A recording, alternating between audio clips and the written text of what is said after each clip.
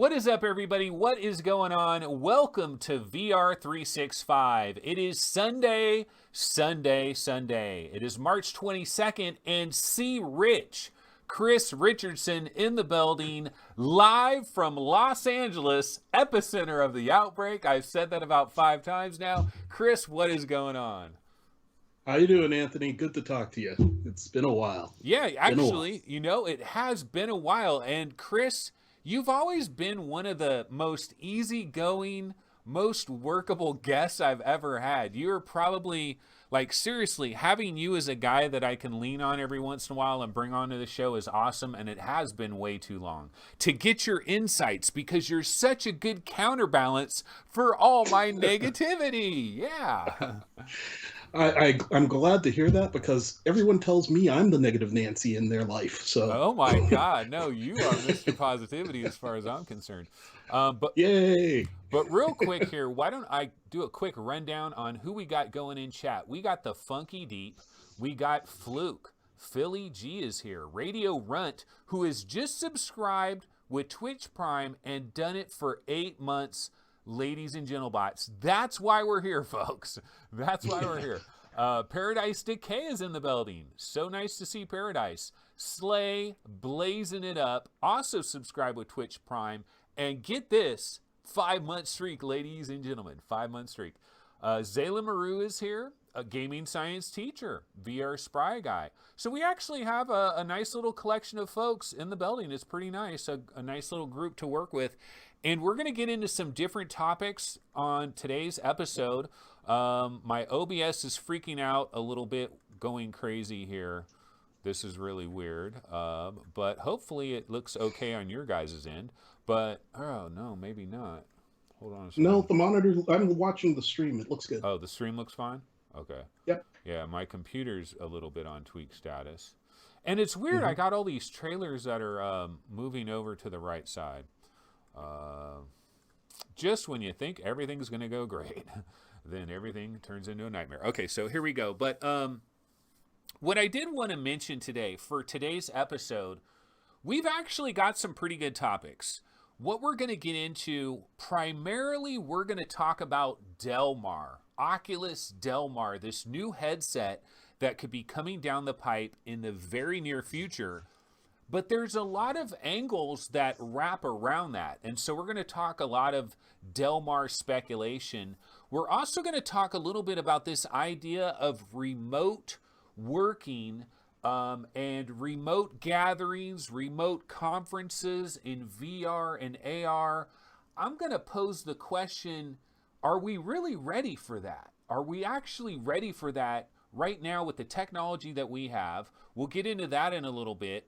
And we're going to talk a little bit about Tilt 5 because Chris Richardson is one of 1,000 people on planet Earth that is actually jacked. No, I'm just kidding. There's much more than that, right? Probably 5,000. No, I'm just kidding. We're just kidding. We're kidding. But no, we're going to talk some Tilt 5. I'm interested in Tilt 5. I really am. And then all kinds of other miscellaneous topics. I've been able to pop out chat. And it is actually working. Chat is popped out. Popping out chat wasn't working for a long time. Philly G has subscribed for 5 months. Just subscribe with Twitch Prime. Thanks so much. Really appreciate it. Okay, so let's see. I've got a number of questions that I can go to here. And so we're going to start talking about Delmar. But before we talk about Delmar, I have a question for Chris. And it has to do with the situation that we're in right now, because we are in a very interesting situation in the entire world when we're talking about possibly a global recession. Yeah, who thought we were going to get into stocks and bonds on VR365? Okay, no, we're not. We're not getting into that, but this global recession that it does appear we're about to slide into, it appears pretty much inevitable. Really, the question is, how long will it last? But I think we're going into one. It just is a reality. We just can't avoid it, right? So as we slide into this global recession, should any HMD manufacturer, whether they've got a VR product or an AR product, Should anybody release one in this year? And that kind of goes for Tilt 5 as well, or basically anybody that's going to be asking for a chunk of money. Do you just consider 2020 a lost cause? Do you move on to next year? Chris, what do you think about this recession? Because another angle too is, well, hey, everybody might get $1,000 check. That they can use the $1,000 check, right? I think the problem is going to be the manufacturing. I mean, it's the same reason you can't go out and just buy a Quest today or an Index or even a Rift S. They can't make them fast enough with the limitations that the virus had on production in the world's warehouse and manufacturings. China is the place all these things get built. So coming out with a product this year, other than Tilt 5, because they've already got the money for that, and it's just delivering the product. So I think that's a different category. But wait. Coming out with on Tilt 5, they don't depend on anything from China related to. Oh, they do. They have manufacturing partners all over the world. They went to Japan to get a part. They've got people in China. So yeah, they've encountered difficulties and have delayed the release of the headset. It was supposed to come out this spring. It's most likely coming out this fall. Yeah, what do you think also about PlayStation 5, Xbox XX, triple X sex, whatever it is? We got these consoles, right? They're supposed to come this November. There's some people have in the console world, some people have talked about, will they delay? Because the thing is, people do go into this panic where, oh my God, so many people are losing jobs. There's this general panic that goes on, and the panic is overblown, but the panic still happens. Like the panic is still there. And so a lot of people, they tighten the ship, and they might already have a lot of credit card debt and different debt, and they might already be worried about that. So maybe they think, we're not getting brand new phones this year. We're not getting that 4K TV this year or 8K TV, whatever, we're not getting those incredibly high-end headphones or, all these little things that the different kids in the house want to get. We're just going to have to table all of that. We're going to have staycations, let's tighten the ship. Are we even going to have a PlayStation 5 and an Xbox this November? Honestly, I had no interest towards either of those platforms. I was not even looking at that, mainly because Xbox completely abandoned the VR scene. I was all geared to get an Xbox One X back in the day because I thought for sure it was a slam dunk. They were going to come with a headset. That'd be my $1,000 entry to the VR world. And it turned out I went the PC route because they dropped the ball on it. And as far as Sony, there's not going to be a PC VR, PSVR for it initially. So once again, it's like these. For me, I follow your lead, Anthony. Flat gaming, not for me. Yeah, wait, Chris. I do want to ask you something about what you were just talking about there. PlayStation. You have a PlayStation VR, right? Yeah. Okay. So wait a minute. You have a PlayStation VR, so you are a great person to ask about this. Now we're gonna kind of zig just for a quick second, just because you happen to be talking about this. I thought we'll zig for a quick second. And you've got a PlayStation VR. Sony's got PlayStation 5. You've said that you really have you're not a flat gamer. You don't want to buy a PlayStation 5 to play the next God of War or whatever the heck, or a new Uncharted or something like that. You don't care about that. You care about VR. You've got a PlayStation VR. Is there something that Sony could do with PlayStation 5 that would actually get you to spend $500? And think about how key those $500 are. When you could take those $500, you could put it towards upgrading a GPU. You could put it towards a new PC VR upgrade or something else. So $500 let's face it, that's what all these companies, they're all asking for $500. If we get a new Delmar headset, $500. We get a new Samsung headset, it's all going to be $500 or more. And $500, last time I checked, doesn't grow on trees. But is there something Sony can do? Could they somehow get you to do it, to move that money? They'd have to do it the other way around. They'd have to make their headset the thing that's standalone and also compatible with the PS5. Then I would buy the headset first, and maybe in the future buy into the hardware if there's some exclusives or games that are worthy of that expense. But like, I'm totally, I was out. I was out of the whole gaming scene. I just wasn't playing video games anymore. And VR pulled me back in a way that I never expected to have at this late in life. You know, it was like, I'm kind of done being a gamer. And this experience of being present in that world is so great to me that, you know, I'm suddenly contemplating things like, you know, playing Half-Life Alyx all week. Yeah, but there isn't something like for me, I mean, I've thought about this question myself actually, because I'm like, I don't want to buy a PlayStation 5. Why the hell do I want to spend $500? You know, I think about that and I'm like, why do I want to spend $500 on a PlayStation 5? I don't give a damn about flat games. I don't touch flat games with a freaking 10-foot pole. So the only thing a PlayStation 5 can do for me is, and we're not getting PlayStation VR 2 anytime right now anyways, so that's like off into, so the only thing PlayStation 5 could do for me this November would be some magical game that requires PlayStation 5, and I could use PlayStation VR, my PlayStation VR equipment to experience that game.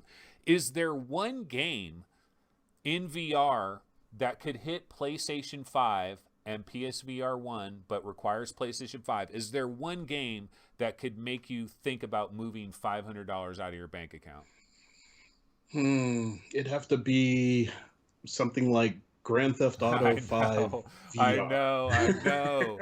Pretty much. Or 6. Pretty much. That's a $500 banger right there. That game would Yeah. get you to do it. Yeah, because I was Farpoint. What about okay, let's say there's a Resident Evil 2.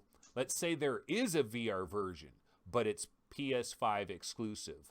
Farpoint 2, PS5 exclusive.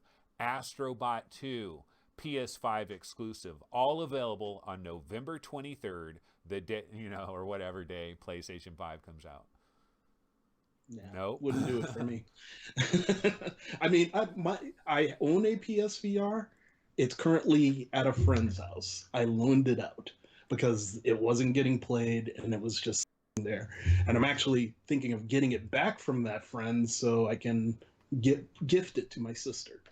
So it's just, you know, it's one extra platform with some really nice games on it. You know, I love Wipeout. Dude, And I'm playing something right now on PlayStation VR. I can't talk about it till tomorrow. But well, it's cool. It's cool. Okay, wait. Question of the day. Here's a question of the day based off that. It's the same question. Let's pretend. Let's all pretend you own a PlayStation VR. You don't give a rat's ass about flat games anymore because you got PC VR, you got PlayStation VR, you got Quest. You're a VR nut job. You're one of us. Okay, so if you are one of us, the same exact question I just posed to Chris, to CRich, Farpoint 2 is available on launch day, PlayStation 5, but it requires PlayStation 5. Resident Evil 2 VR, available on launch day, requires PlayStation 5. Astrobot 2, available on launch day, requires PlayStation 5. Would that get you to spend $500 knowing that you don't care about flat games and it would be 100% for PlayStation VR? Interesting question. Okay, let's see what else. So, well, you know, we're talking about this recession. I'm sorry, I zigged The reason I zigged is because, Chris, you're in the exact situation. Like, it's rare for me to find somebody that feels exactly the same way I do towards PlayStation 5, because I feel like, nah, dude, why am I spending $500? No, you got to give me a freaking ridiculous reason. And Grand Theft Auto 5 is pretty much the only one. Yeah, I just got an Xbox Live bill. You know, the $60 that they charge you. My card was in there, and I hadn't gotten. Normally on Black Friday, I'll stock up on the Xbox Live and PlayStation Plus deals, and I'm really looking at letting those lapse at this point. It's like, why do I keep that? I turned on my Xbox to play a DVD for the first time in a year last week. So Yeah. I don't really like, my PlayStation VR was dusty as hell, dude. The last time I fired up my PlayStation VR was basically when was it? It was probably it was like in January when Shadow Legend VR came out on PlayStation VR. That's the last time I dusted it off. Okay, well, I wanted to get into our key topic of the day. And the key topic of the day, I don't have a graphic for this, but you know what? It's basically all about Del Mar. And we do have a question that's related, that's Del Mar related, but we're also going to just talk general Del Mar speculation here. Okay, so Chris, you've heard what I've heard. The question I have for you is like, does Oculus need new hardware in 2020? Is this something that would, whatever it is, do you think it's coming out in 2020? Those are the two questions I have for you. Does Oculus need new hardware this year? Do you think it's coming out this year, whatever this Del Mar thing is? wow, those are easy. No and no. It's like last year they came out with the Quest, and that is still yet to get wide dispersal. They haven't made enough for the demand, and there I still encounter, daily people who just don't know what the hell I'm talking about when I mention the Quest offhand. It's like Oculus Quest VR. Yeah, They don't get yeah. it. And these are people who have Rifts. I have a friend who bought an Oculus Rift, and he had no clue what a Quest was when I mentioned the fact that when I brought it up, last week. So it just slips off their. If it's not in front of you and you don't know how cool it is, you just let it go. His Rift is sitting in a closet somewhere. I'm trying to get him to pull it out for some of the new experiences that are coming, and he's got the old problems of VR, like setup is a pain, blah blah, Yeah, friction, and friction.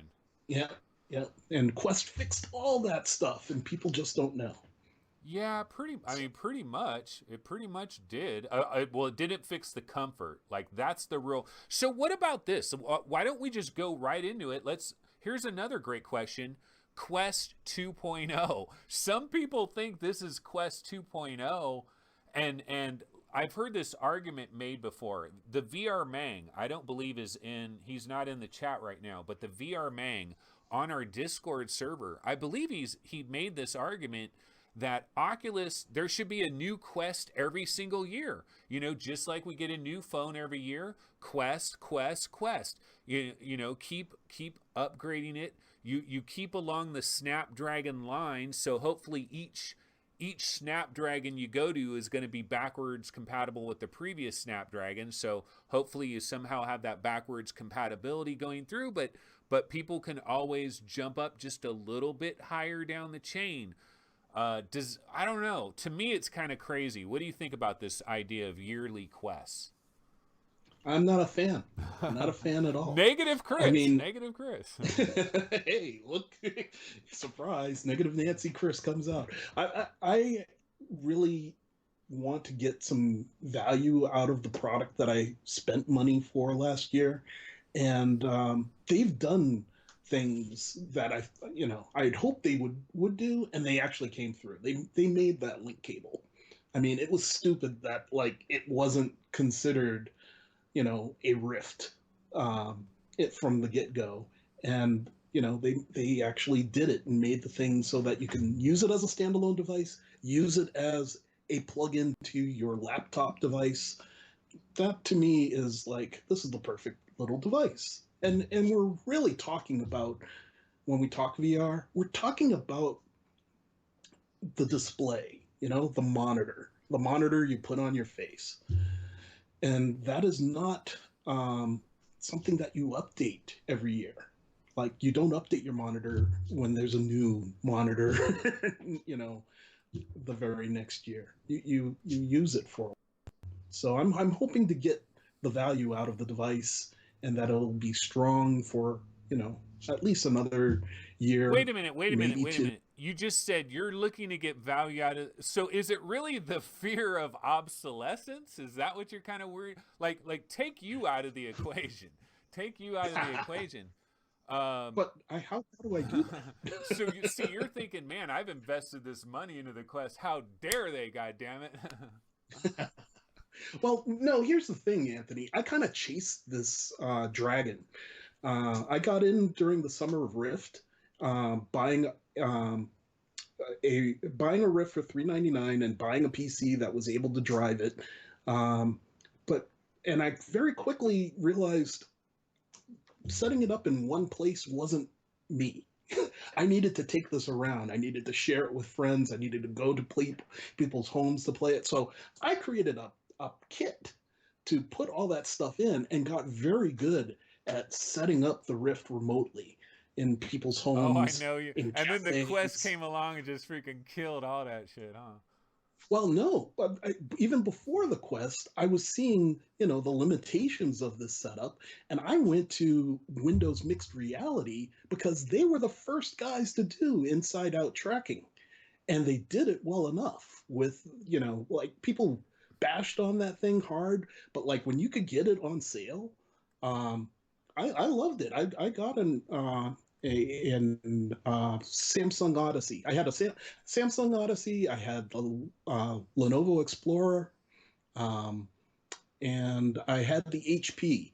So I bought three Windows Mixed Reality headsets, just changing up over time and selling them off to friends whenever the opportunity arose. But I've still got two of those headsets lying around the house. So I was chasing portability, and when the Quest hit, who knew that the mobile headset was going to be the dream? I was kind of disregarding it back when we were all into PC VR versus mobile VR, and then there was this thing that was coming, Santa Cruz, and it was basically going to use a different chipset and have different games for it. It struck me as being, who cares? I wasn't into it. What do you And think? then it Okay, came wait. out. Let's go back to the Del Mar thing because we still got to unpack all this Del Mar stuff. Um, so you don't believe so Quest 2.0, maybe not that, but what about a Quest 1.5? Like a Quest Mm. 1.5 where it's still the Snapdragon 835, like nothing technology wise has changed. It doesn't have like improved cameras or anything, but maybe what it does have is it's way the F more comfortable. Maybe it's slightly a little bit less grams.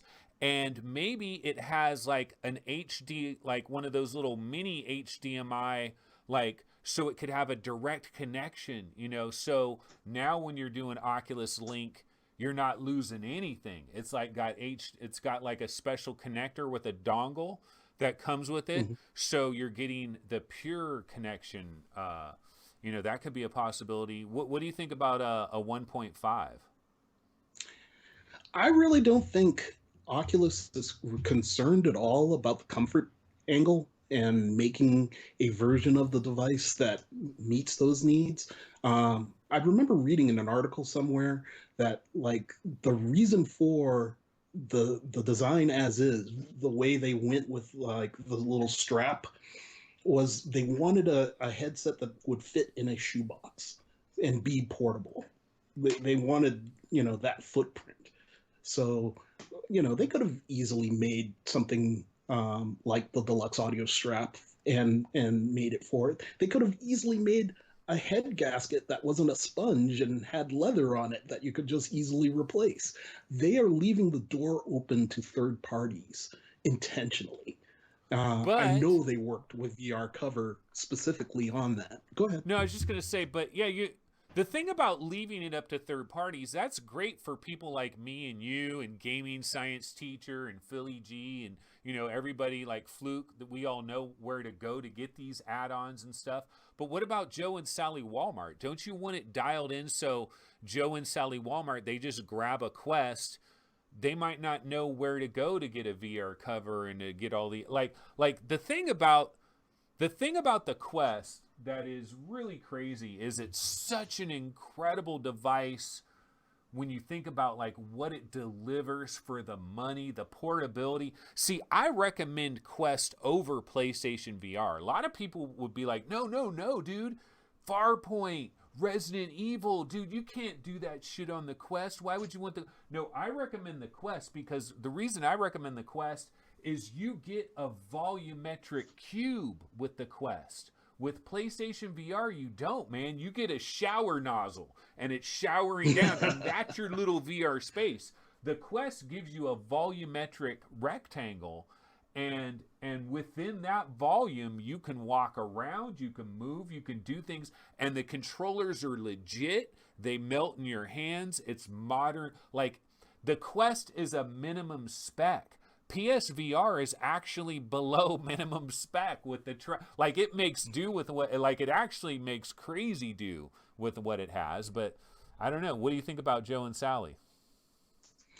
I think Joe and Sally Walmart are going to be so blown away by the value they get for that $3.99 that they're not going to be thinking of all. They haven't encountered the comfort of the Rift, So like they don't know that, oh, this front heavy thing is, a problem until they get into long term gaming. And if they get to that point, then Oculus has won. If they've gotten to the point where, oh, I can't stay in VR for 3 hours, so this is a pain in the ass, and I need to find another solution to fix that, that's all win for Oculus.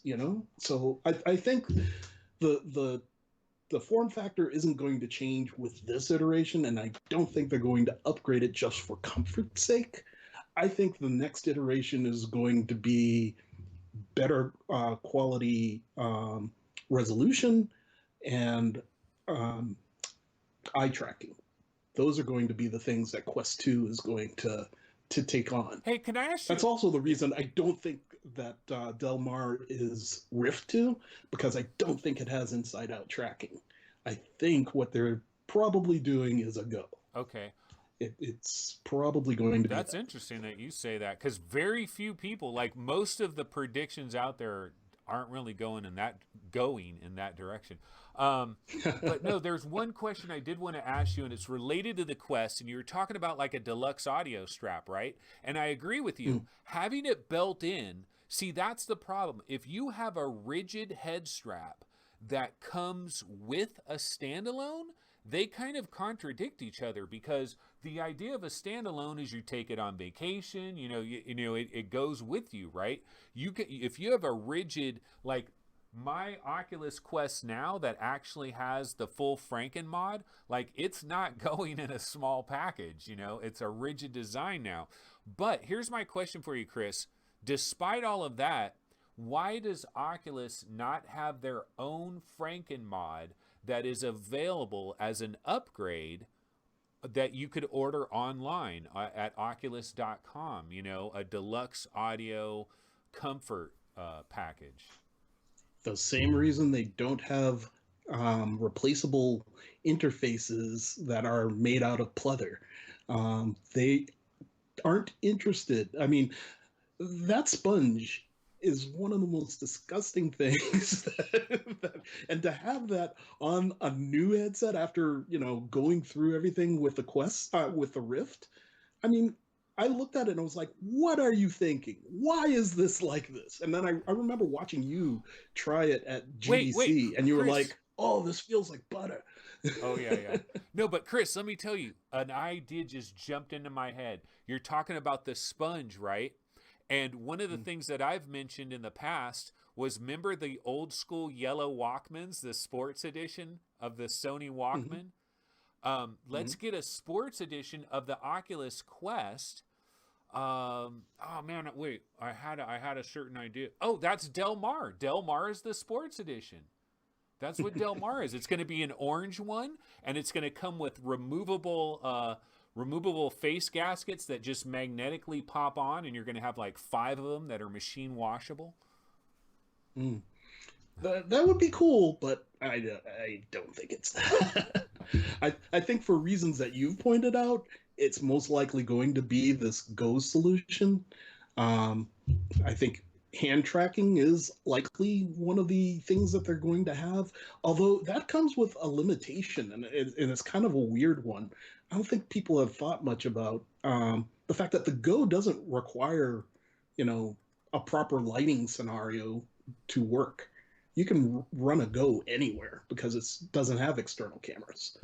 Um, and with this, if this thing has hand tracking, then you're going to have the same limitations unless they improve their external camera technology and can work in the infrared or something.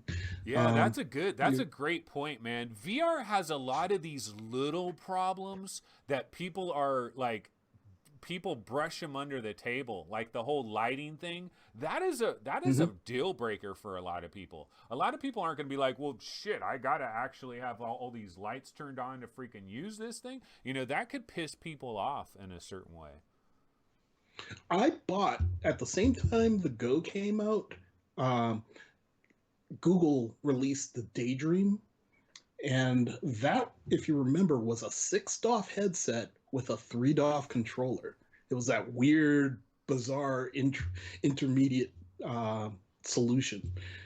So like I encountered with that headset, like I was comparing it to the Go, and I was like at night in bed, lights out, girlfriend's asleep, and I'm, watching videos and playing games with my Go. I put on the Daydream and the lights got shut off and everything went sideways. It's like it just went completely lost track and I'm like, what the hell was that? And that's when it dawned on me, oh, it's got cameras and it's got to be able to see. So these are, yeah, considerations. These are things that are they have to be thought about. I mean, they eventually made it so that the Quest can use 3 DOF mode when you turn off the lights, which was nice. But, like, how many games work in that mode properly? Yeah, and Not. hopefully future headsets could like automatically sense the amount of light and automatically switch into 3 DOF mode with no like seamless, like you don't notice anything about it, it just works, because like Mm. if you have a new Del Mar, right, and you're in a dark room, like it already senses that when the second you turn it on, it's analyzing how much light is in the room, and it just automatically assumes that you're in a darkened room and it's going to 3 DOF, you know. Yep. It needs to be a thought. Uh, It's a Yeah, consideration. there's so many little tiny things. Okay, so I wanted to mention what my prediction is with freak, my freaking dog is in the backyard. See, someone always lets my dog out and he goes right to this corner and just starts barking. And I know he's trying to get me to let him in. But so what I'm going to do here is I wanted to talk though about what I think the Del Mar is. My prediction on Del Mar. My prediction is this is Oculus Go 2.0 is what I think it's going to be. And the reason I think it's Oculus Go 2.0 is Jedi controller. That phrase, Jedi controller, because when I think of an Oculus Go 2.0, I think of built-in hand tracking that is going to be relatively decent, okay? Relative, like better than what the Quest has. So designed with built-in hand tracking. So it might have the equivalent of the hand tracking that's coming to the next generation Quest ahead of time. Now, what is a Go though? Why even have a Go? But I think you still have a Go because what you think of is anybody that doesn't care about games. Okay, so all the people that don't care about games, you don't need to go Snapdragon XR2. You don't need to go anywhere near that. You can stay at the Snapdragon 835 level, so you keep it low end, and you can still do education. You can still do meeting, virtual desktop type. You can do all these things. You can do Facebook Horizon type stuff that's scaled down.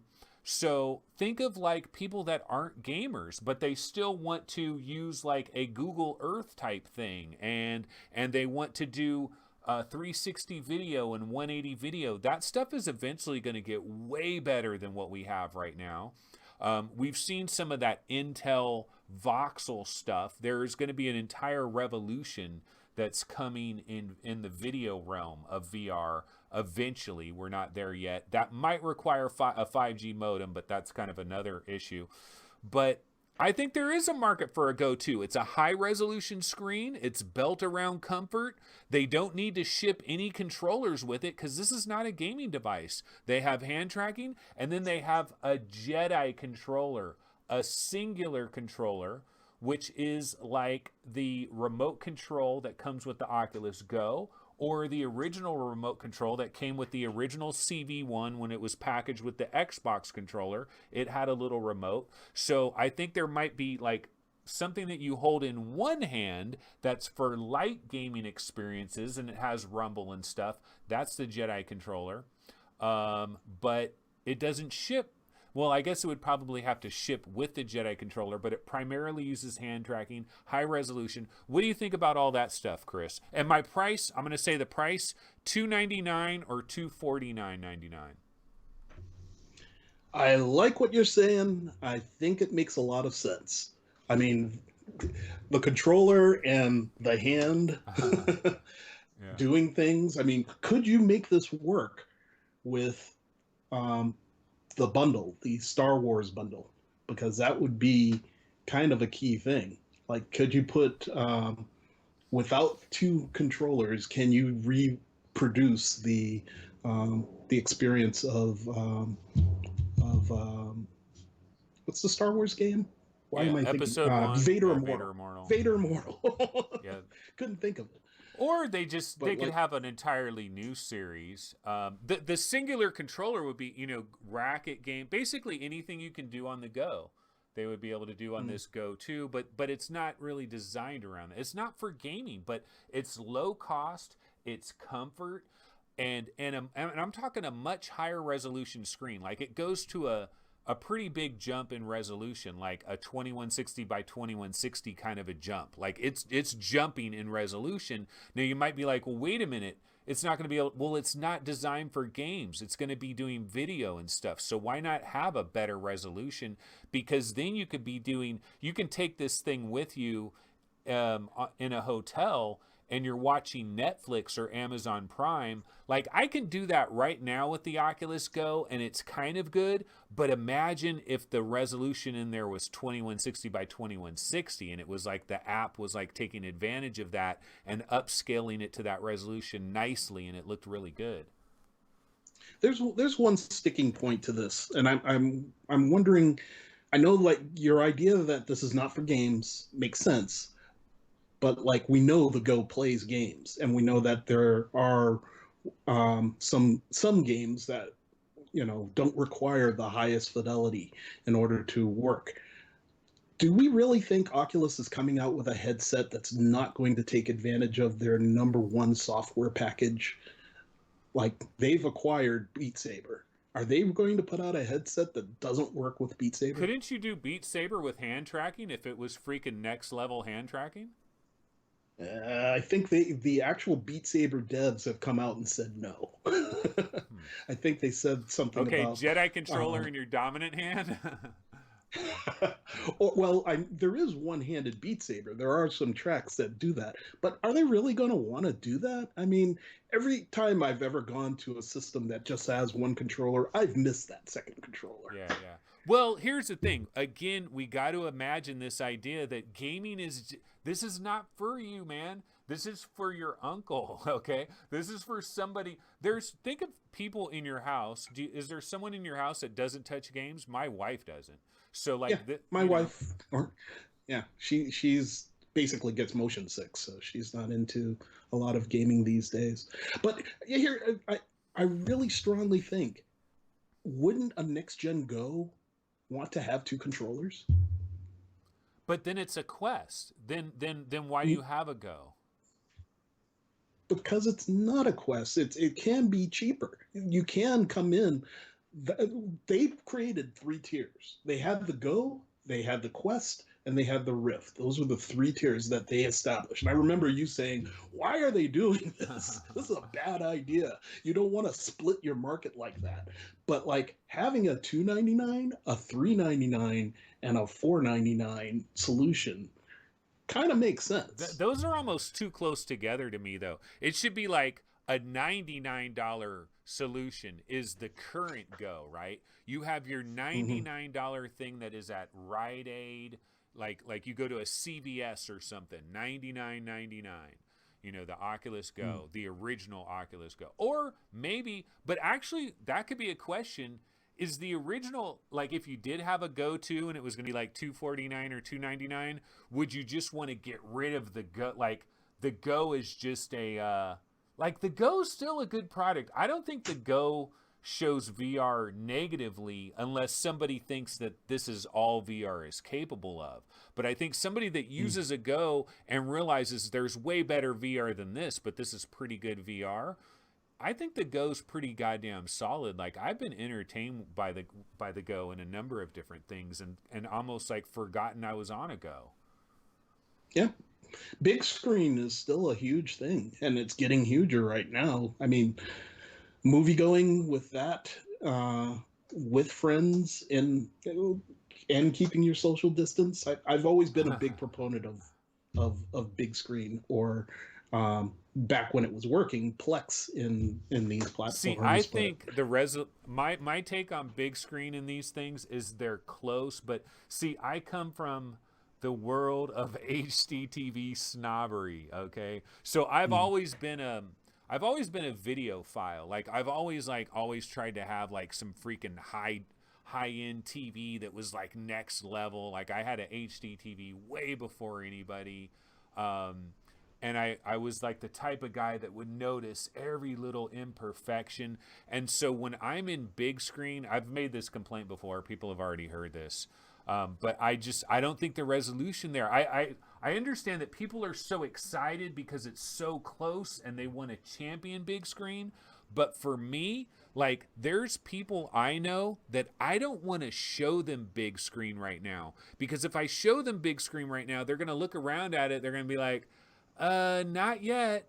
I want to show them big screen in 4 years when they're like, holy shit, I didn't know you can do this. Because, see, the resolution, man, nah, if you're watching a movie, like, if I'm paying money for a movie, it's got to be freaking locked in. Like, I get upset when I'm on Amazon Prime and we're trying to watch some Amazon Prime movie and it starts turning into YouTube 2006 and it's all blocky mhm. and pixelated. I'm like, what the F is going on here? I like a real physical Blu-ray. I don't really care about movies anymore, but man, I used to be a video file. I hear you. I hear you. But I guess once again, I can only speak about me, Anthony, and my suck. So I guess the quality is, I don't notice the resolution hit that we're taking in big screen, or maybe you haven't been in big screen lately and haven't noticed the improvements that they've done in quality. I mean, it's still going to be the resolution that your display can show, but like, it looks pretty darn good to me. And being able to share movies and television shows with people who aren't local to me is a huge thing. Actually, okay, That's wait, Chris. Bango, bango. You hit right on a topic that I wanted to go into. Let's go into that topic because this is something that is going on, in my opinion. Everybody's talking about this. They're talking about it on Twitter. They're talking about it on like Engadget and everywhere, right?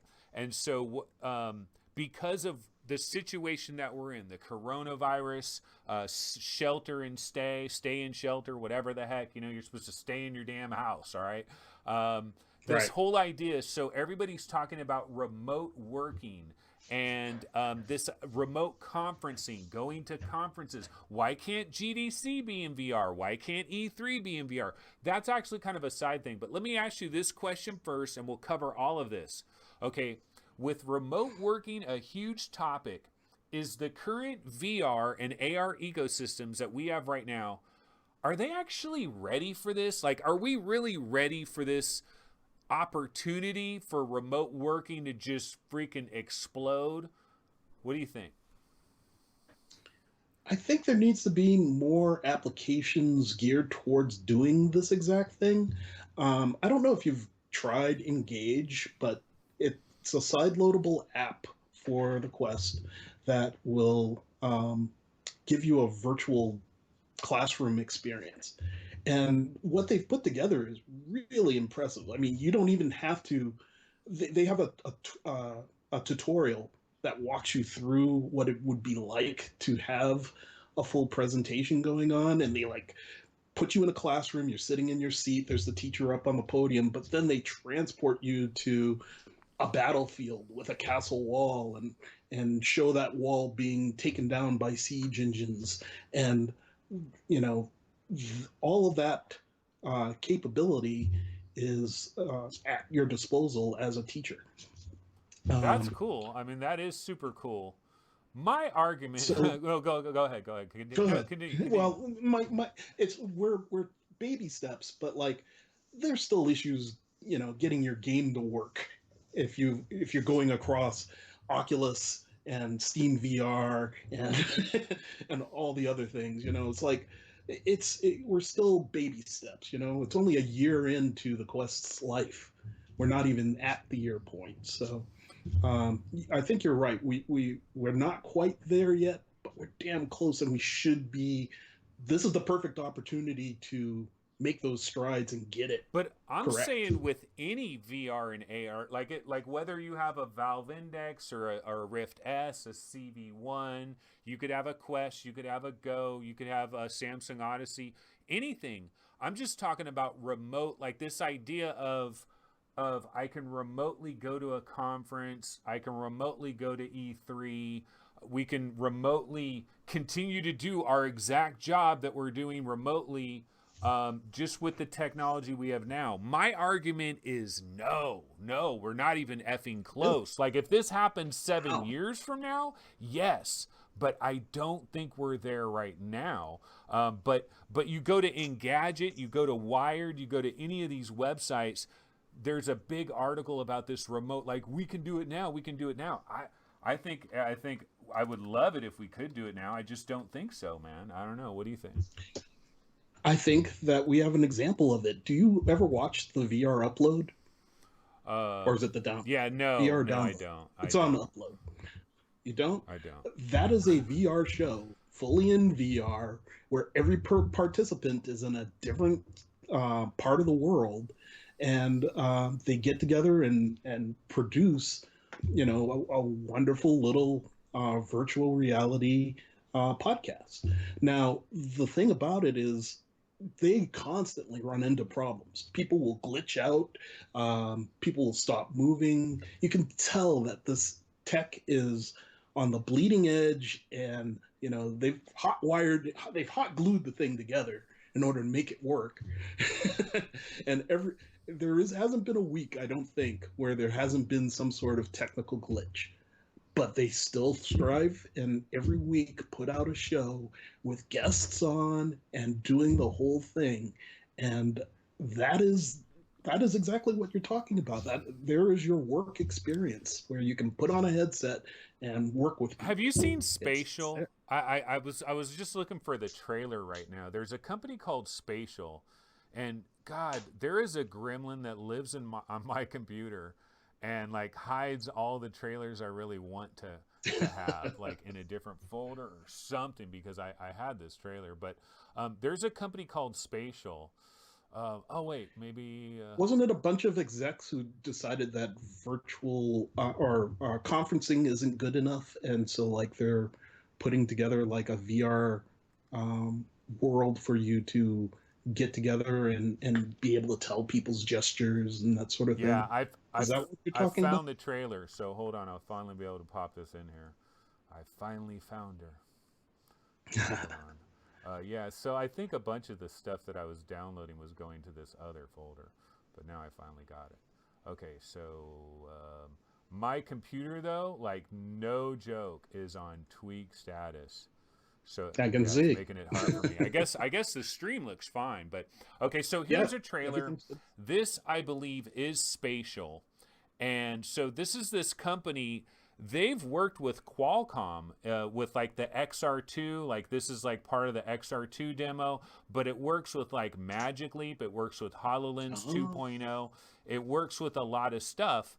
And this is kind of the dream where you would have like a relatively decent little avatar of yourself that would be floating around, and you would, so that would, like, your avatar looks relatively human-esque, which I think Hmm. is kind of like, I think we need to get to that point. Like, I was in big screen, I was using a Go, and it's these little cartoon guys that stand like, these little weeble wobbles, that walk around, and I think, like, okay, this is not up to the level of like Facebook's next gen avatars, but like you combine this with Facebook's next gen avatars, and you're collaborating in a space, and people really look pretty damn similar to what they really look like. Their motion is being captured in real, like, see, I'm just so effing demanding, Chris. Like, I want it to be, Yeah. I want 10 years from now, man. I don't want 2020. I want 2030, bro. Well, I can tell you right now, neither of those devices that they're showing in this video are producing visuals that look anything like what you're seeing on this demo. It's like you get a postage stamp, dude. It's a postage stamp in your view. That's where you see all the AR stuff. The only AR headset I know of that gives you 110 degrees this year, supposedly, will be Tilt 5. Tilt 5 gives you a 110-degree AR experience. And that is what they're kind of showing in this video, so they're kind of lying. Yeah, I know. I know, but well, you could use this. See, the thing is, this technology, spatial, like you should be able to use it with your Valve Index, with Rift S. Like I think you could be able to use it with like basically any VR or AR headset. So I think it would be better in those. But you would have, but well, how would it capture your avatar though? I mean, I think you. And how will you see your Well, see, screen? look at make your avatar. So you're just taking a picture of your face, and it's just putting you on a. So it's the avatars look pretty dope, man. It seems better than what they're showing there, right? It seems more Mm. advanced, but. But yeah, but that's what everybody, like, you go to Engadget, you go to Wired, you go to The Verge, they're all talking about like this is like doable. Like we're living in Minority Report. I'm saying we're not there yet, man. I really like I've seen people from Upload VR, like some editors from Upload VR saying like we should have E3 in VR. No, dude. I mean, I would love it, but no, we're not there yet. All it would be is just a bunch of little weeble wobbles, standing around a little video that is like going in and out and not working right, and you would barely be able to hear. Like, I don't think any of our tech is ready for this. Wait. Conferences where they have someone on stage showing you something, they've got that. They've done that. We've experienced that. You put on your headset and you are at Okay, but OC6. why? You're in But that room with okay, people watching the people on sure, stage. but why not just have it a video on YouTube? What's the advantage of being in VR for that? But the advantage of being on VR for that is they can put up a little button that says, try this now. And you click the button in VR, and suddenly you're playing that demo that they had on stage But that has on your never headset. existed on any platform ever, even though people have always talked about this. Like, Well, web VR exists. so it's That gonna you can do this. it's instantly gonna load an app. Like it's instantly going to download it. Like, how is it doing this, dude? We don't got edge computing. We don't got 5G modems in these babies. But we have web VR, and that the XR works currently, and it's compatible with the Quest. You can go to a website and play games like instantly, remotely. Yeah, yeah. That works right now. Okay. I'm gonna poo-poo this. I'm gonna continue. Like, what my feeling on this whole thing? No, this is gonna be so game changing. Like, when this really is up to par, when we really do have Facebook avatars and we really do have, like, it looks like somebody's torso is floating around and their arms are moving in real time. Like if they freaking scratch their nose or they're holding their hand like that, like all of that is happening in real time and it kind of looks like them and they're like sitting right next to us on our sofa and stuff. And the audio is truly 3D where it sounds like it sounds like somebody 2 feet away from us, and when they go 20 feet away, it sounds like they're 20 feet away. Once all of that is there, it is going to be so effing game changing. That's why VR is a runaway train. It's impossible to fail. And the reason why VR is not going to fail might have nothing to do with gaming. It might have everything to do with like basically holograms in your house. Way before AR, because I mean AR will eventually supplant all of it. Your grandma will be using AR 30 years from now, but until AR is redonkulously affordable where everybody has AR headsets, it's going to be done in VR headsets. But putting little holograms of people right in your own room and multiple people and collaborating and being able to have they put a whiteboard up and it's crazy high resolution, it's crystal clear, words are legible. Like, I see the future, the Minority Report future, but I feel like it's like 10 years. But I know there's people that are like, no, man, you could do it right now, man. You could do it right now. I think you discount the Weeble Wobbles way too much there, my friend. I think the photoreal aspect of these new avatars that people are showing, the same magic can happen in big screen. Like, I'm always kind of blown away by the fact that if I look at a person in big screen, the eyes track. If I'm saying words, my mouth is moving and their mouth is moving. And these little cues give you that weird like push beyond the Weeble Wobble look. I think if you're looking at it on a screen, yeah, you get that impression. But if you're in it, if you're in the thing and you're actually looking at the person and you're seeing these very human cues on an animated face, you will respond to it. That's what I get from watching the VR upload. It's shocking and spooky how they're using the current avatar system from Oculus to do that show.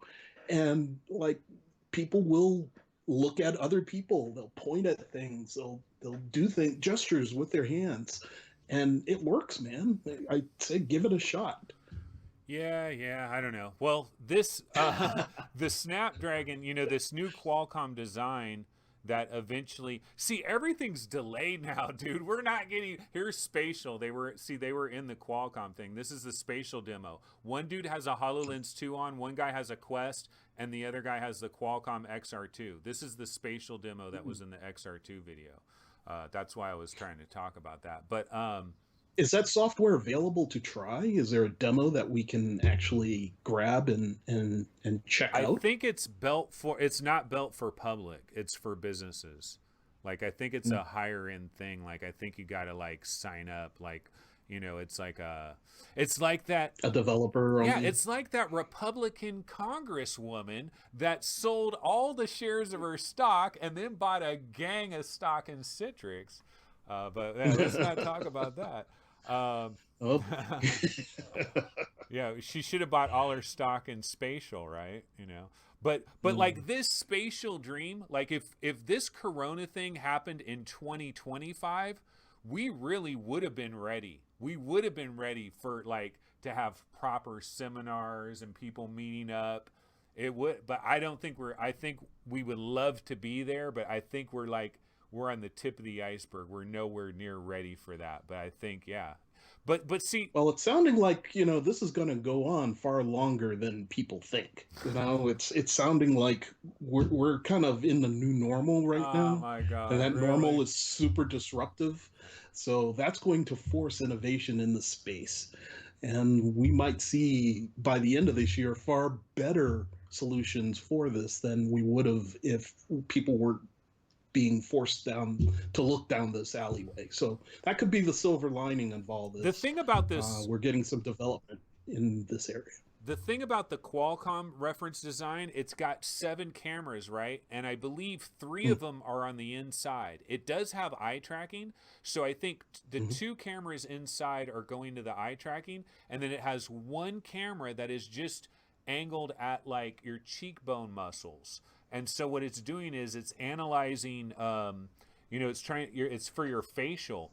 And so yeah, when we have that, like when everybody has that, then yeah, I kind of agree with you. But like my argument with big screen and the Weeble Wobble thing is like, okay, let's say Mm-hmm. I'm talking to 4 other Weeble Wobbles. Why aren't we just in a big Skype party chat or something, I would see their real face. I would see their real expressions. Like, what's the VR advantage there? To me, the big screen thing of just meeting a bunch of people in a room like this, it's more, to me, it's more novelty. Like, it's like we're not there yet, man.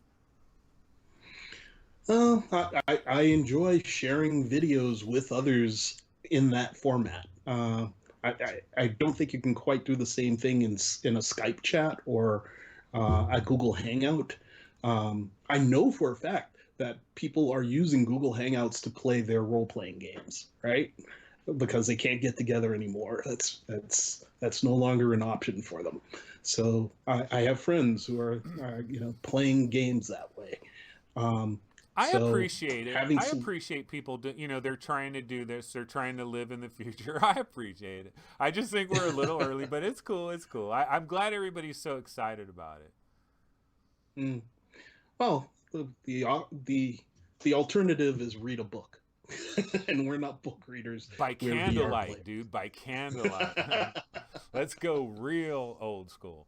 Um, okay, well, you know what I just threw up on the screen, folks? More of that Half-Life Alex nectar that we're finally going to taste. Have you already preloaded it? I Yeah. have. I did it before you did. Cool, cool. Yeah, I just finally did it yesterday. I forgot about it for I a know. while. So yeah, I'm ready to go as Nice. well. I will be at work.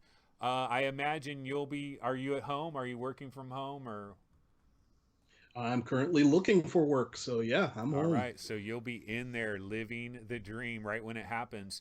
But Mhm. I'm super excited for this game, and we can talk about this game till we're blue in the face. But I thought let's talk about a different angle of this game. Okay, so one of the things that I was going to talk to you about, Chris, is I've always been a huge fan of podcasting, and before I got into VR, I was a flat gamer, and I would listen to all the biggest flat gaming podcasts, like the really big ones, like Giant Bomb, like the ones that like when you look at podcast rankings, like the really high ones, right? But like Giant Bomb was one of my all-time favorite podcasts. And I Mhm. haven't listened to any of those podcasts. I'm exclusively VR on my podcast now. Haven't listened to any of them in years. Probably like 2016 is the last time I listened to Giant Bomb. But I have a Mhm. reason to listen to Giant Bomb now and IGN and some of these other podcasts because they're going to cover Half-Life Alyx. And so here's the question. Will Half-Life Alyx force mainstream gaming media to truly give a rat's ass about VR? Is this the moment we've been dreaming of where these freaking mainstream media people get dragged kicking and screaming into a VR headset? They've got to deal with it, brah. They got to put on that VR headset. And you know what? 20 hours later, they're a new man or woman or whoever or pronoun. They're a new pronoun coming out of that VR headset and thinking, oh my God, it's not so bad after all. Is this when mainstream gaming media will actually truly give a rat's ass? That's a good question. Um, I'm hoping that it lives up to the hype, but one thing that gives me, um, a little bit of hope is I watched that Gabe Newell interview that IGN did, and he seemed very up on it. He seemed like, this is the reason we do new Half-Lives. It's to push a technology in some way. And, Half-Life 2 was all about physics. Half-Life Alex is all about VR. So we're going to see that creme de la creme, attention given to the platform. We've already gotten some of it from last year and the beginning of this year. It's like we've been in Nirvana state, with um, Saints and Sinners and um, Stormland and Asgard's Wrath.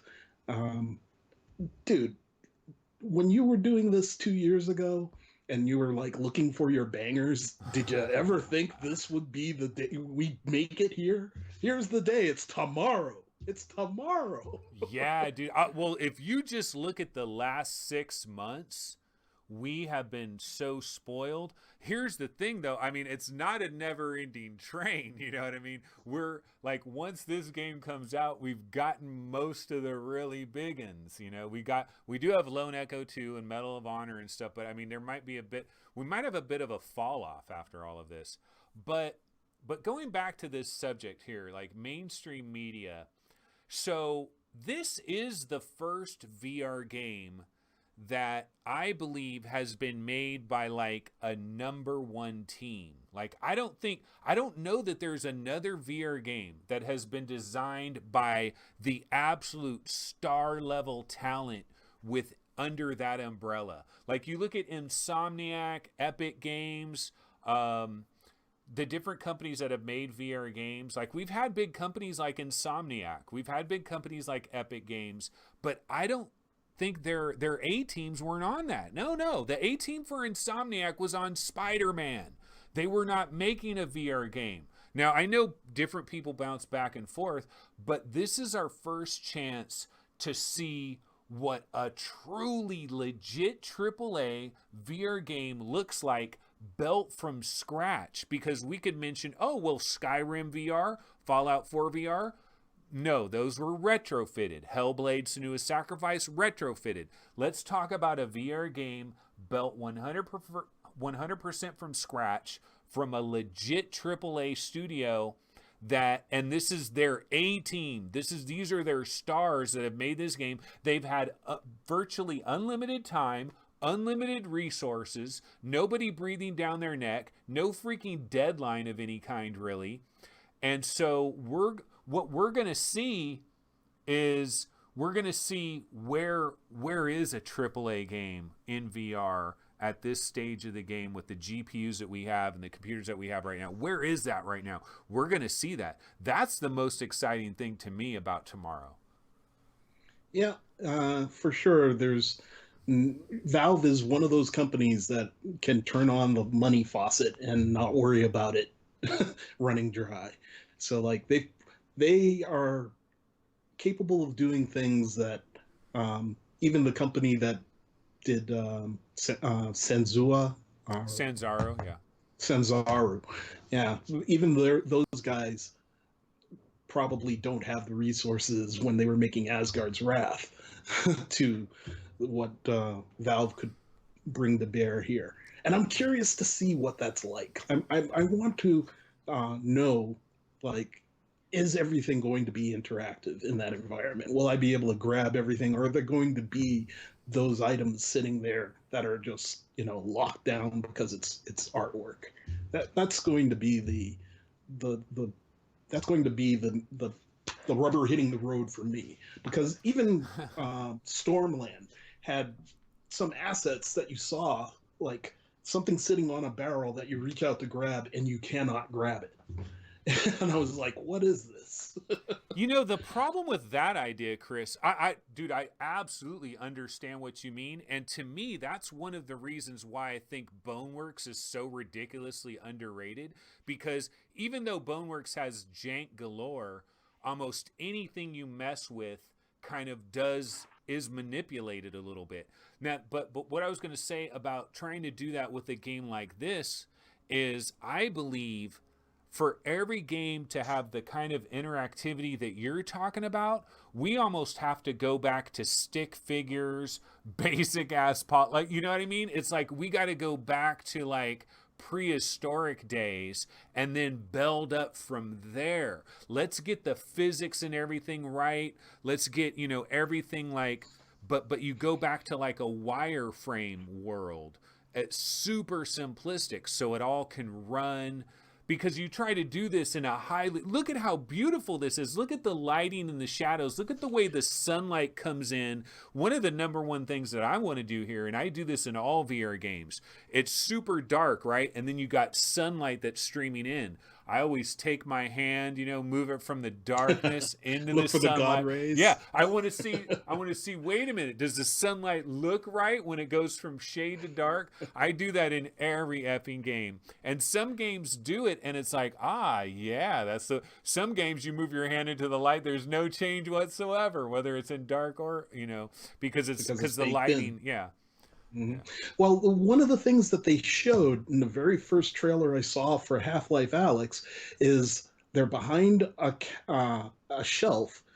They move their hand like this to move things around, pull out a shell and put that in your gun.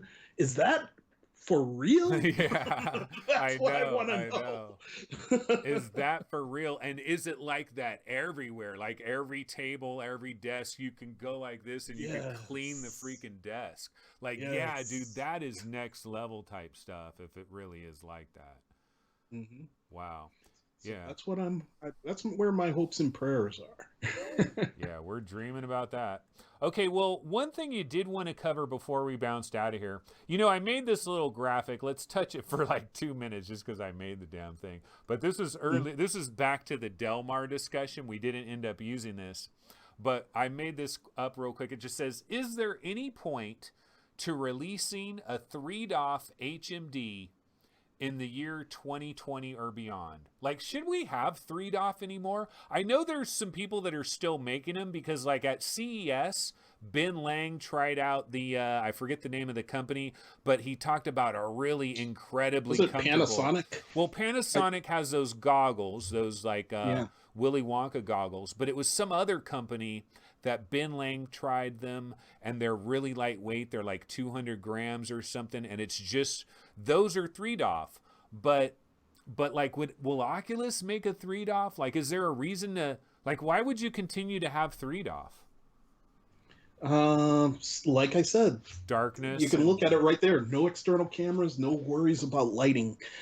That's really the big benefit that you get with a 3DOF headset. That, and if you're watching a movie, do you really need to have your positional?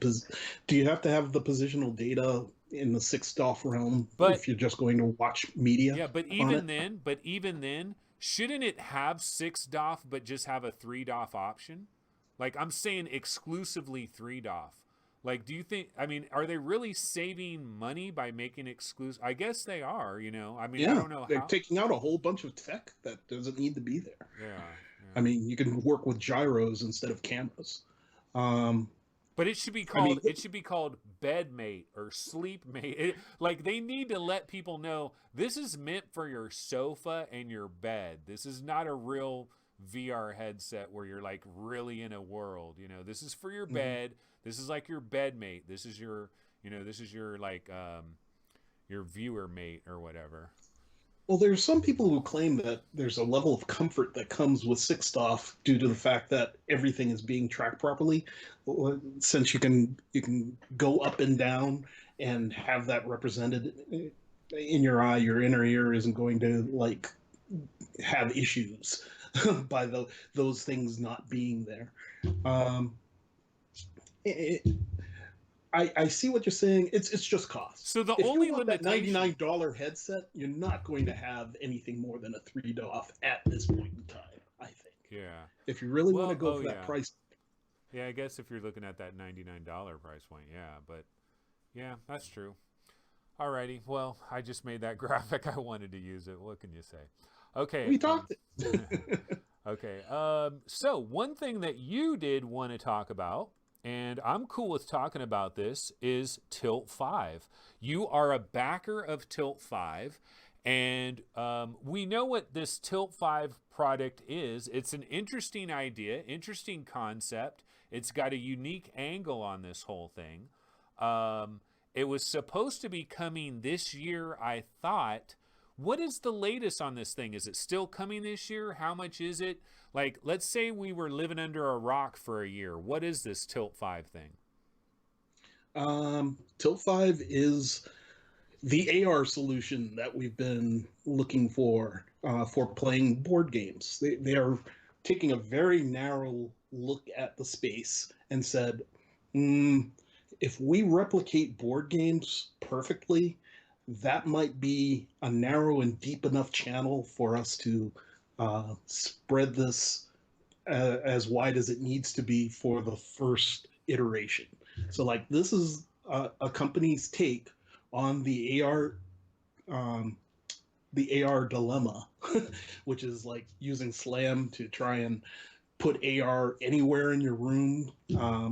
It's taking that aspect out. It's a cloth or a mat. They put a mat down, and on that mat they can project um, all sorts of what you're seeing on in the video. You can project the board game in a virtual sense and play with people who are remotely. Like in this video, you're seeing three people playing a role playing game, and one of the people who's participating is remote, and she's able to engage with the rest of them. Okay, so each person has to have those glasses, and Yep. so it's $300, or has that been sold out? Is it like more now if somebody wanted to get in? Um, I don't know if they're doing pre-orders. That was the Kickstarter price. I think it was $399. Might be, yeah, I think it was $399, and that got you the glasses, a mat, and that wand, and some AR cards that you can, um, tie to a virtual object. Um, so it sounds pricey, but if you really look at what we're paying for VR at this moment, it's right in line with it. It's just that you need multiple people to do this, to buy into this, in order to have it work. God, I'm looking at it right now and I'm just thinking, okay, why don't they have like a gigantic rug, and you just got a big living room and you got this big rug, that it's projecting on. Well, when they did the first Kickstarter, this is actually the second Kickstarter for this product. It was kickstarted, I don't know, was it 2014? Something like that. Um, Back when this is an ex-Valve product. Jerry Ellsworth used to work for Valve, and she was leading their AR efforts. And when Gabe decided that VR is the thing and AR, we need to, stop burning money, they cut the project, and she went into his office and said, if you're going to end it, you should give me the work that Dude, we've done. Blaze Rush Yeah, would be sweet on this, yeah. yeah. And so he said sure and sold it to her for a pittance. And they attempted to do this with a venture capital backing, and that ran the company into the ground. But she managed to get get it out of the house fire that it was, and relaunch the company with more independent sense. That thing that Gabe was talking about in that thing where, like, if you've got investors, you are beholden to somebody and you don't run the show. That's what she encountered with her first go around of making um, Tilt 5 a reality. So they're doing it again, Yeah. and it's supposed to come out this year. Yeah, Yeah. I'm looking forward to it. Do you think that this they're going to come out for all their Kickstarter backers, but do you think they'll be out where anybody could just order one of these? I think so. I think that this is not um, the end goal of this company. They want to be like, in the first Kickstarter, they had a cloth. They had like a thing you could create the holodeck. You could just lay drapes of Wow. this stuff all around your room, That would be and it would project sweet. properly. Hell yeah, let's just make a big ass hologram, you know? Yeah, yeah. Well, they narrowed the focus down to let's get replicating board gaming working, and if we can make that work perfectly, then all those other um, uses of the product can come down the line. Yeah, yeah. So I think that's a very smart way of doing it. It's a very you know, novel way of entering the space, and it's almost coming out during a pandemic is like the perfect time for this. Because this is that social gathering when you don't need to be in the same social space.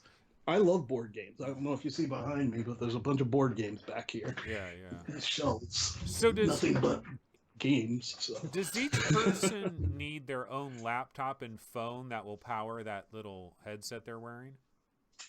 No, the idea is they're all plugged into the same PC. Oh, okay. It's one runtime, and it's the person who's remote obviously has their own PC, and they're connecting via, a network connection.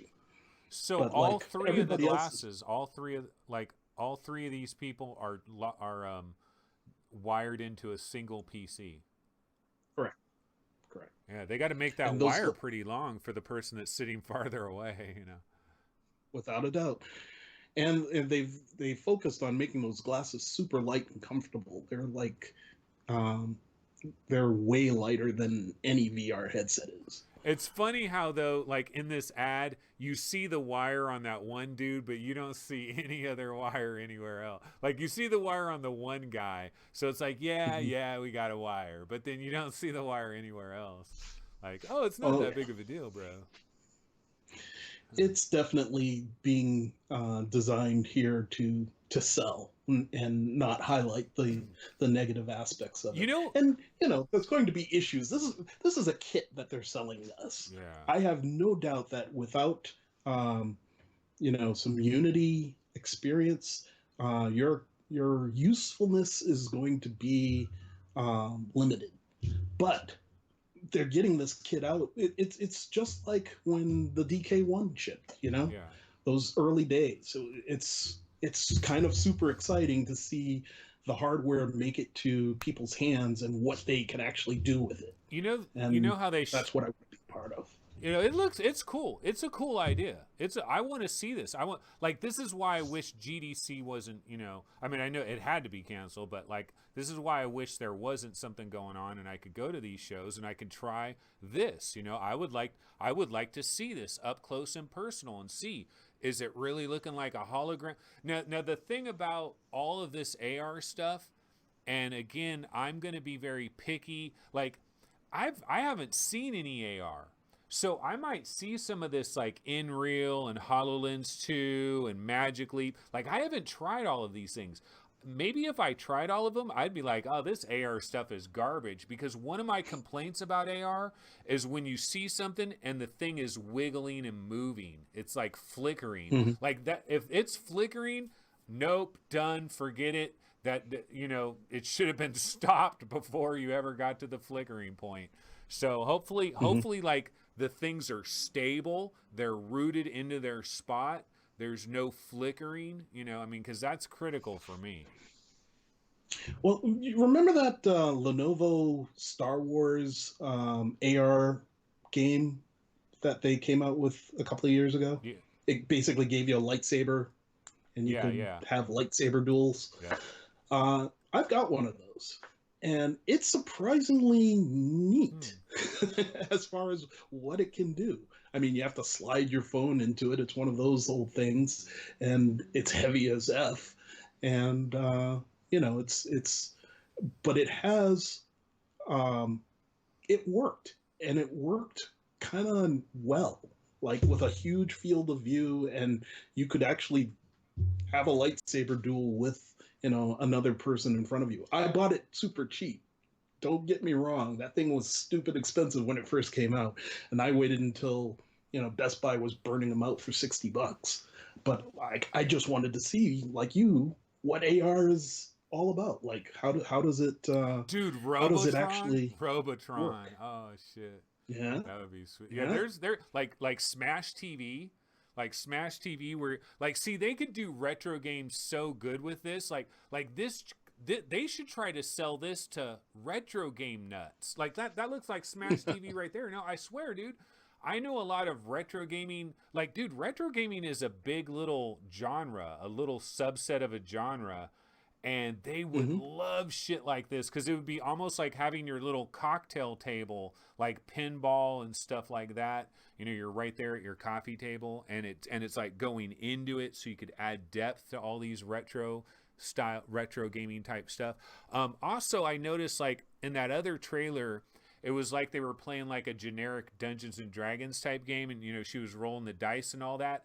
Imagine if Hmm. all these little characters, when you're putting them on a table, if they had like built-in haptic feedbacks on these little things, or the board game table itself would like rumble in different spots and it was synced to the game. So you're playing the game, you move your character, it rumbles a little bit to signify your guy got damaged or something, you know? You are never satisfied with what we have right now. Yeah, You it's got always to want to get go into better. the future. It's got to get better, man.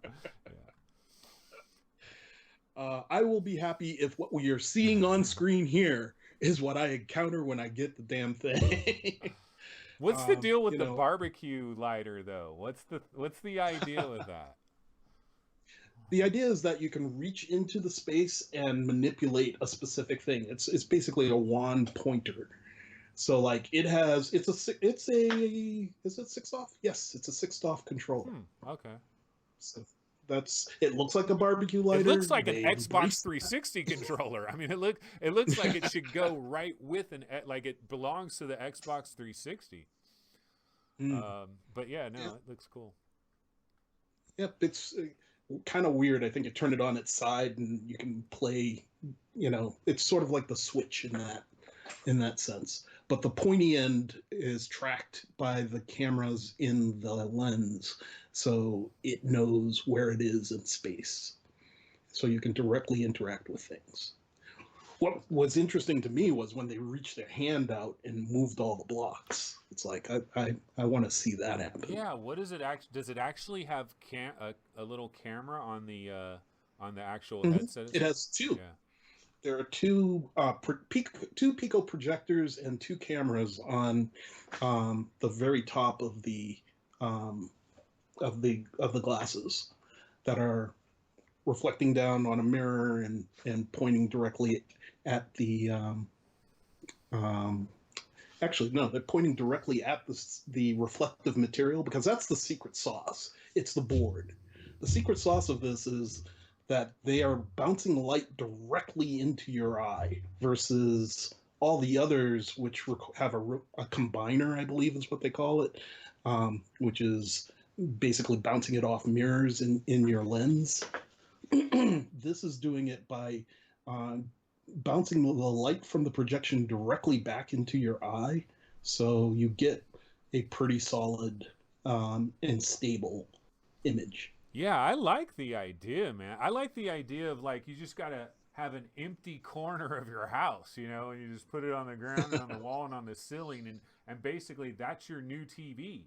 You know, why can't they do? Mm. Why can't it be Avengers? It's just happening, right? You know, I'm dedicating. What was it? It was Total Recall. Do you remember the original Total Recall with Arnold Schwarzenegger, where Hmm. his entire wall was like you know it was showing the news or whatever, and then it switched to like a jungle scene or whatever.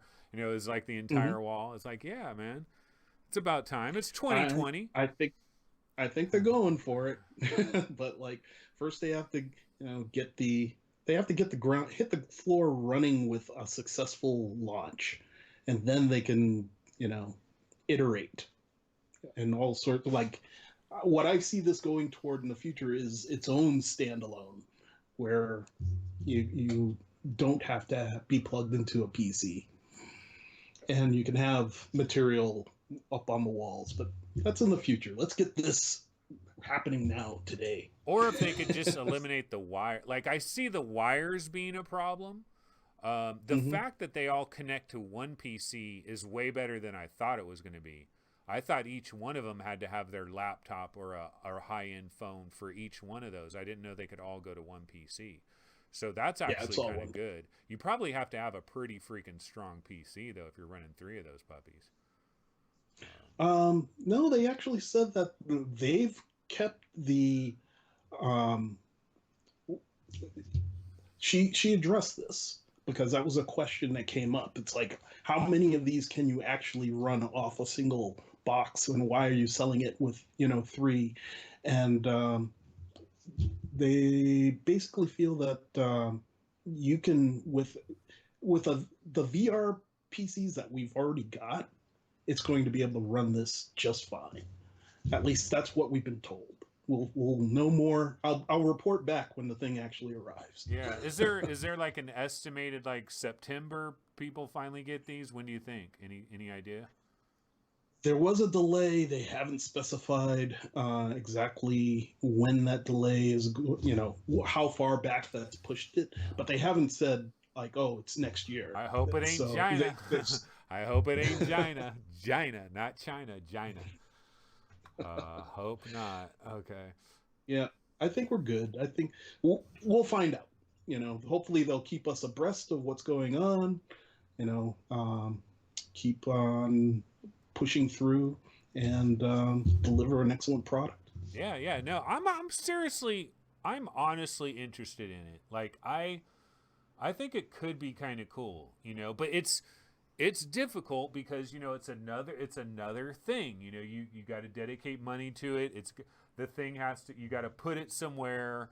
It's got wires, and you got to have a shoebox for it, and then like you don't want to fold the like I don't want to get my mat wrinkled, man. I might want to just have a special glass case container that I just slide the mat into so it's never unraveled and it's never crinkled up. But I hear you. But yeah, looking forward to it. Well, I'll create AR365, your sister channel, and we can Tilt work together 365. to cover the whole thing. Yeah, no, I'm gonna be excited for real people to get their hands on them, and then just be like, okay, what's the real reality of this without any marketing added? Like okay, I've had Tilt 5 for 3 weeks. Here's what I think. I'm definitely going to be interested in that aspect of it. And if I do end up going to any of these trade shows later this year, if any of them happen, I'm going to hope to hopefully they'll have a booth there and they'll give demos for it. I'd like to check it out for sure. Well, I'll make that video for you. I'll produce that for you, and you can air it on your channel. Sweet, yeah. Or start your own channel up. Do it. It's all good.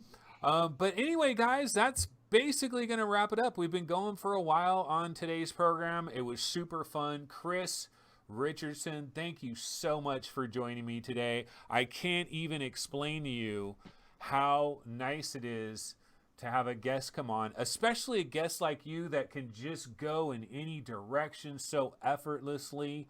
It was just a wonderful conversation, man. And as we were going through this conversation, you said certain things. I could have veered this conversation in so many different directions, but I was like, no, we got to kind of stay on program here.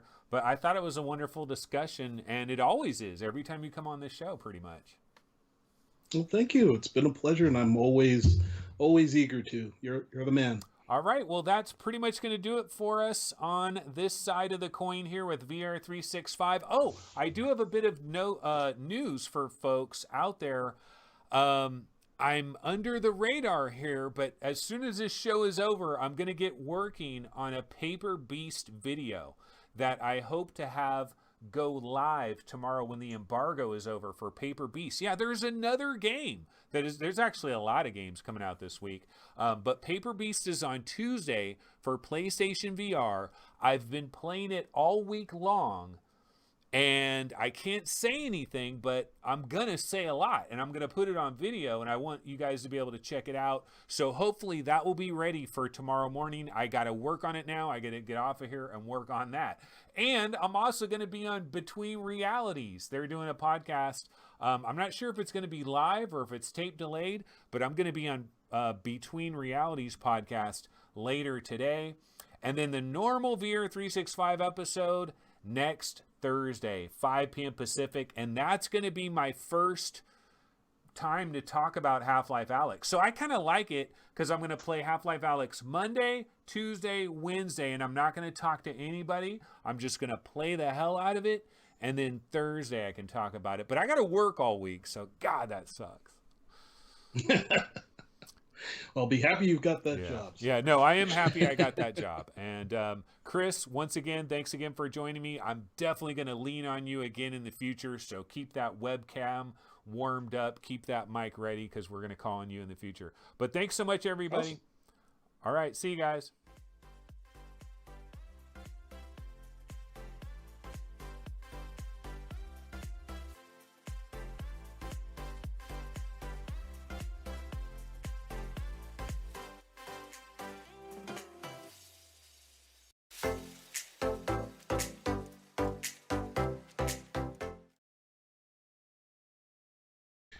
Yep, gaming in the apocalypse. It's an interesting thing. Went and took a bike ride not too long ago, like yesterday, and the streets are pretty barren, but there are still people out there jogging. There's still people in the public spaces. Dude, check this out. So yesterday I went for a walk, and in this little park area behind where my house is, and it was Saturday, and it was, it was pretty beautiful, sunny day and everything. But dude, there were so many people out there. I was often like 4 feet away from somebody. I was trying to distance no, seriously, I was trying to kind of like keep a nice wide breadth between me and anybody else. But there were people that were it was like too many people, man. You know where nobody was and what I was taking advantage of? Nobody was going to the movies. And I was going to empty theaters. I had my own private screening for a while because I'm part of that Regal Theaters movie club thing.